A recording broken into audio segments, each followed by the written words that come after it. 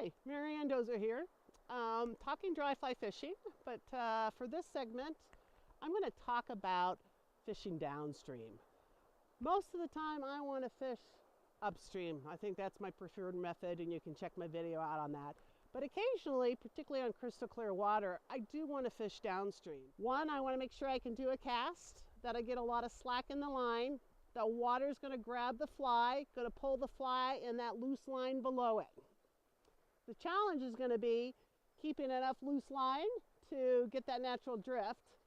The other challenge is going to be setting that hook. It's going to be really easy to pull that hook out of the fish's mouth when you go to set it. So think about your set. Depending upon how much loose line you have, you might need to do it right away. If there's not a lot of loose line, you might need to delay just a little second. So with that, I'll do a demonstration. The key thing here is you want to have some slack in your line when that fly lands. Okay, I just threw a wiggle cast. You'll notice I put my rod tip down, and the current, if you watch, the current has grabbed my fly and is pulling that slack out of there, and I can feed a little bit more out if I want. Challenge is setting the hook, of course. I like to fish downstream if I can, at a little bit of an angle again. Sometimes you got to do it directly downstream, same method. I'm going to do a wiggle cast. Didn't land where I wanted, I'm fishing it anyway. It's almost directly downstream of me. I'm going to let that fly go downstream, and you'll notice by raising and lowering my rod tip, I can let a little bit more line out.